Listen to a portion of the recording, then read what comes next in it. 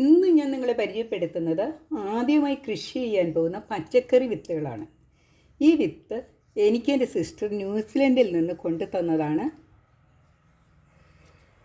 Radish, zucchini, broccoli, beetroot. എത്രമാത്രം വിജയിക്കുമെന്നറിയില്ല. ന്യൂസിലാൻഡിൽ ഉണ്ടാകും പോലെ നമ്മുടെ നാട്ടിൽ അതുപോലെ ഉണ്ടാകണമെന്നില്ല. ഏതായാലും ഞാനിതൊന്ന് നട്ടു നോക്കുന്നുണ്ട്. ഇനി നമുക്ക് റാഡിഷിൻ്റെ വിത്തൊന്ന് തുറന്ന് നോക്കാം. ചെറിയ ചെറിയ വിത്തുകളാണ്.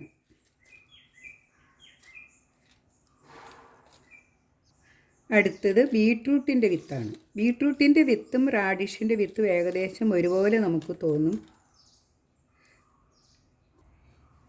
ഈ വിത്തുകൾ ഗ്ലാസ്സിൽ നട്ട് മുളപ്പിക്കാതെ നിലത്ത് നട്ട് നോക്കുകയാണ്. ചെറിയ വാരം പോലെ എടുത്തിട്ട് അതിലൊന്ന് നട്ട് നോക്കാം. എല്ലാം നമ്മൾ പരീക്ഷണാടിസ്ഥാനത്തിലാണ് നടുന്നത്. റാഡിഷ് നടാനായിട്ട് ഇവിടെ ഒരു വാരം എടുത്തിട്ടുണ്ട്. ഇതിനകത്തേക്ക് ചാണകപ്പൊടി, വേപ്പിൻ പിണ്ണാക്കും കടലപ്പിണ്ണാക്കും എല്ലാം കൂടി കൂട്ടി കലർത്തിയെടുത്തതാണ്. കിച്ചൺ വേസ്റ്റ് കമ്പോസ്റ്റ് വളം കൂടി അല്പം ചേർത്തിട്ടുണ്ട്.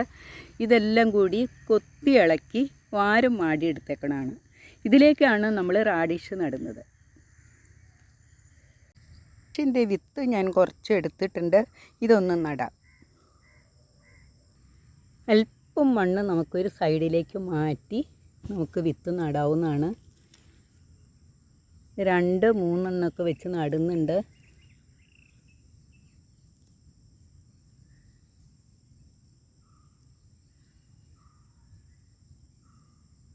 ഒരു 10-15 സെൻറ്റിമീറ്റർ അകലത്തിലാണ് അടുത്ത കുഴി എടുക്കുന്നത്.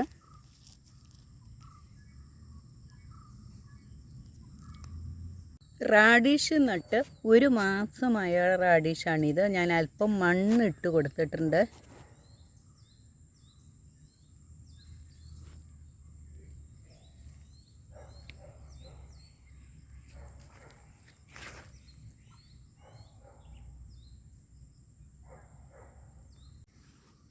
റാഡിഷിൻ്റെ വളർച്ച എന്ന് പറയുന്നത് കിഴങ്ങു ഭാഗം അടിയിൽ കുറച്ചേ ഉണ്ടാവുള്ളൂ. മുകളിലേക്കാണ് റാഡിഷ് വളർന്നു വരുന്നത്. മണ്ണിൻ്റെ മുകളിലാണ്.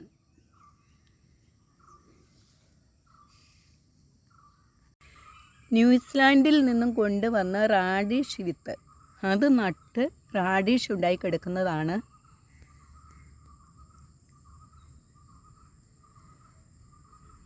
ഉണ്ടാവുന്നുള്ള പ്രതീക്ഷയിലൊന്നുമല്ല നട്ടത്. പിന്നെ പറ്റിയത് 2-3 എണ്ണം വെച്ചൊക്കെ ചില കുഴിയിലുണ്ട്. അപ്പോൾ അത് വലിപ്പം ചെറുതാണ്. ഒരെണ്ണം മാത്രമേ നമുക്ക് നടാൻ പറ്റുന്നുള്ളൂ. പിന്നെ അത് ഒരു ഗ്രോ ബാഗിൽ നടുമ്പോൾ ഒത്തിരി ബാഗ് വേണം. അപ്പോൾ വിത്ത് കളയാതിരിക്കാൻ വേണ്ടി നിലത്താണ് നട്ടത്. ചിലത് 5-6 എണ്ണമൊക്കെ ഉള്ളതുണ്ട്. 1-2 എണ്ണമൊക്കെ ഞാൻ പറിച്ചു കളഞ്ഞു. ഒരു 60 ദിവസമൊക്കെ ആവുമ്പോൾ വിളവെടുക്കാമെന്നാണ് പറയുന്നത്.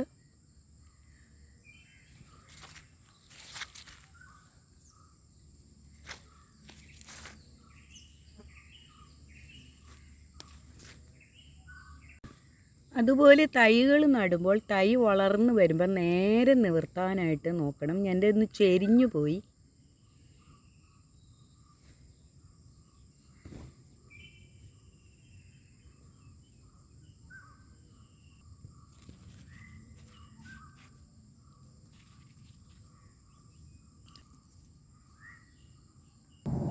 ക്യാരറ്റ് പോലെയാണ് ഇതിൻ്റെ കളർ. ക്യാരറ്റിൻ്റെ കളറാണ്. വൈറ്റ് റാഡിഷും ഉണ്ട്. എനിക്ക് കിട്ടിയത് റെഡ് കളറാണ്. നമ്മുടെ നാട്ടിലുള്ള വിത്തുകൾ, റാഡിഷിൻ്റെ വിത്ത് നമുക്കിങ്ങനെ വാങ്ങിക്കാൻ കിട്ടും. ഇങ്ങനെ നട്ടാൽ നമുക്കും ഉണ്ടാവുന്നതാണ്. ഞാനിത് നട്ടപ്പോൾ ഒരുപാട് വളങ്ങളൊന്നും കൊടുത്തില്ല. കടലപ്പിണ്ണാക്ക്, വേപ്പിൻ പിണ്ണാക്ക്, അതുപോലെ ചാണകപ്പൊടി ഇതൊക്കെ കൂട്ടി ഇളക്കി വാരം എടുത്താണ് കേട്ടോ നട്ടത്. പിന്നെ ഞാൻ ഇവിടെ ഞങ്ങളുടെ വീട്ടിലുണ്ടാക്കുന്ന അടുക്കള മാലിന്യം, കിച്ചൺ വേസ്റ്റ്, അതും അല്പം ചേർത്തിരുന്നു. ഇടയ്ക്ക് ഇച്ചിരി മണ്ണും കൂടി ഇട്ട് കൊടുത്തു. കിച്ചൺ വേസ്റ്റ് നല്ല ഒരു വളമാണ് കേട്ടോ. നട്ടു പതുക്കെ കിഴങ്ങ് വരുന്നതിന് മുമ്പ് അല്പം വളം കൂടി ഇട്ട് കൊടുത്തു. ഒരു മാസം കഴിഞ്ഞപ്പോൾ അല്പം വളം കൂടി ഇട്ട് കൊടുക്കണം. അതുപോലെ മണ്ണിട്ട് കൊടുക്കണം. ഇതിലേക്ക് രാസവളങ്ങളൊന്നും ചേർത്തിട്ടില്ല കേട്ടോ. എന്നാലും നമുക്ക് മനസ്സിന് നല്ല ഒരു സംതൃപ്തിയാണ്. ഇത്തിരി വലിപ്പം കുറവാണെങ്കിൽ പോലും നമ്മൾ നട്ട് നമ്മുടെ വീട്ടുമുറ്റത്ത് നിൽക്കുന്ന റാഡിഷ് കാണാൻ തന്നെ മനസ്സിനൊരു കുളിർമയും സന്തോഷവും.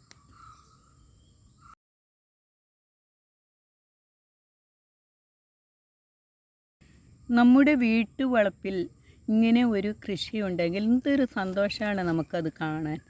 വന്ന് നോക്കാനും അതൊന്ന് ശുശ്രൂഷിക്കാനും ഒക്കെ ഒരു പ്രത്യേക സന്തോഷമല്ലേ. ഇത്തിരി ചെറുതായി പോയാലെന്താ?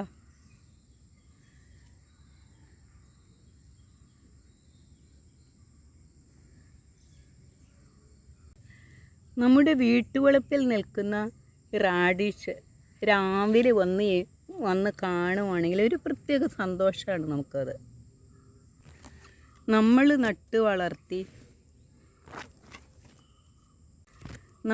നട്ടു വളർത്തി ഉണ്ടായി കിടക്കുന്ന റാഡിഷ് കാണാനാണ് പ്രത്യേക ഒരു സന്തോഷം നമുക്കുണ്ടാകുന്നത്.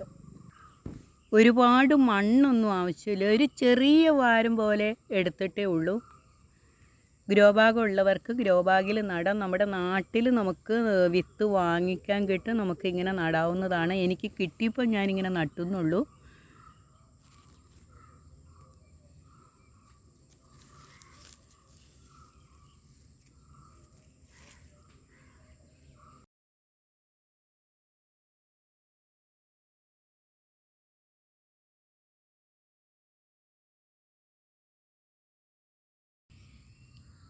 അന്ന് നട്ട റാഡിഷ് നമ്മളിന്ന് പറിക്കുവാണ്.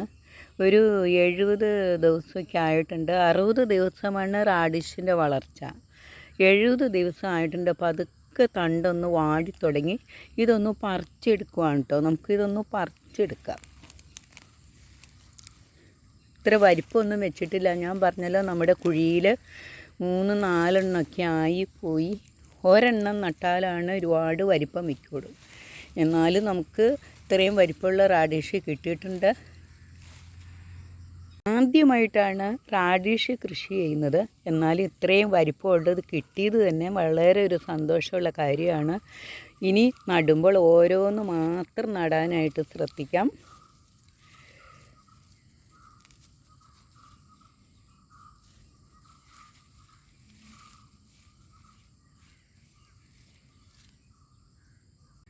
കുറച്ചു മണ്ണ് മതി നമുക്ക് റാഡിഷ് കൃഷി ചെയ്യാനായിട്ട്. നമ്മുടെ വീട്ടുമുറ്റത്തുണ്ടായി കിടക്കുന്ന റാഡിഷ് ഇത്ര സന്തോഷമുള്ള കാര്യമാണ് നമ്മളിത് പറിച്ചെടുക്കുക എന്ന് പറയണത്.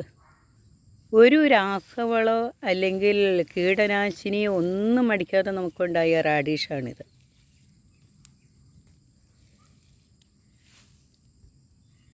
അങ്ങനെ ഇന്ന് വിളവെടുത്ത റാഡിഷാണ് ഇത്. ഞാൻ കുറച്ച് പറിച്ചിട്ടുള്ളൂ. 2 വാരം നട്ടതാണ്. അതിൽ നിന്ന് 1 വാരം പറിച്ചെടുത്ത റാഡിഷാണിത്.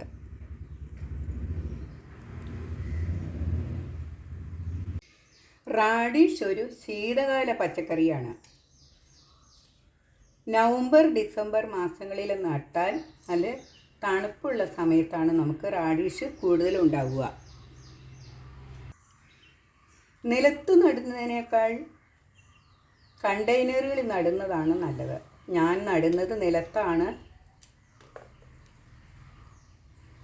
റാഡിഷ് 60 ദിവസം കൊണ്ട് വിളവെടുക്കാൻ പാകമാകും. റാഡിഷ് തോരൻ വയ്ക്കാനും സാലഡ്, സാൻഡ്വിച്ച് ഉണ്ടാക്കാനും ഉപയോഗിക്കാം. റാഡിഷ് കിഴങ്ങ് മാത്രമല്ല, അതിൻ്റെ ഇലയും ഉപയോഗിക്കാവുന്നതാണ്. ഇത് തോരൻ വയ്ക്കാൻ എടുക്കാവുന്നതാണ്. അതുപോലെ തന്നെ ഒത്തിരി ഗുണങ്ങളുള്ള ഒരു പച്ചക്കറി ഇനമാണ് റാഡിഷ്. ധാരാളം പോഷക ഗുണമുള്ള ഈ റാഡിഷ് ഉപയോഗിച്ച് നമുക്കൊരു ജ്യൂസ് ഉണ്ടാക്കിയാലോ. നമുക്കൊരു ജ്യൂസ് എടുക്കാം. നമുക്കിതിൻ്റെ തൊലിയെല്ലാം ഒന്ന് ചെത്തി മാറ്റണം. പതുക്കെ തൊലിയൊക്കെ ചെത്തി മാറ്റാം.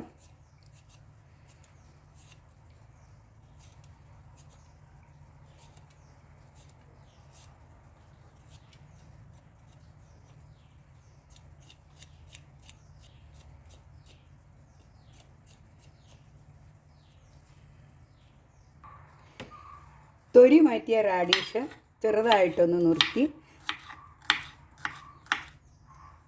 ഇനി നുറുക്കിയെടുക്കണം. ഇങ്ങനെ ചെറുതായിട്ടൊന്ന് നുറുക്കിയെടുക്കുക. റാഡിഷ് നുറുക്കിയെടുത്തിട്ടുണ്ട്. ഇതൊന്ന് വെള്ളത്തിലിട്ട് നമുക്കൊന്ന് നന്നായിട്ടൊന്ന് കഴുകിയെടുക്കണം.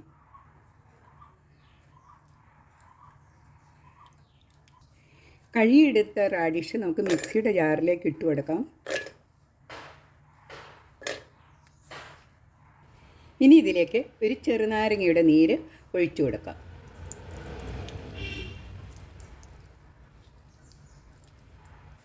പകുതി നാരങ്ങ മതി, അത് ഇതിലേക്ക് ഒഴിച്ചു കൊടുക്കാം. ഒരു സ്പൂൺ പഞ്ചസാര കൂടി ചേർത്ത് കൊടുക്കാം. ഒരു ഗ്ലാസ് വെള്ളം ഒഴിച്ചു കൊടുക്കാം. ഇനി ഇതൊന്ന് അടിച്ചെടുക്കണം. നരിച്ചെടുക്കാം.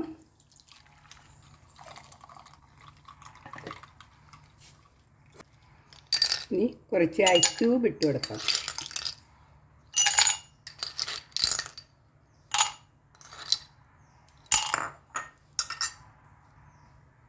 അടിച്ച് വെച്ച ജ്യൂസ് നമുക്കിതിലേക്ക് ചേർക്കാം.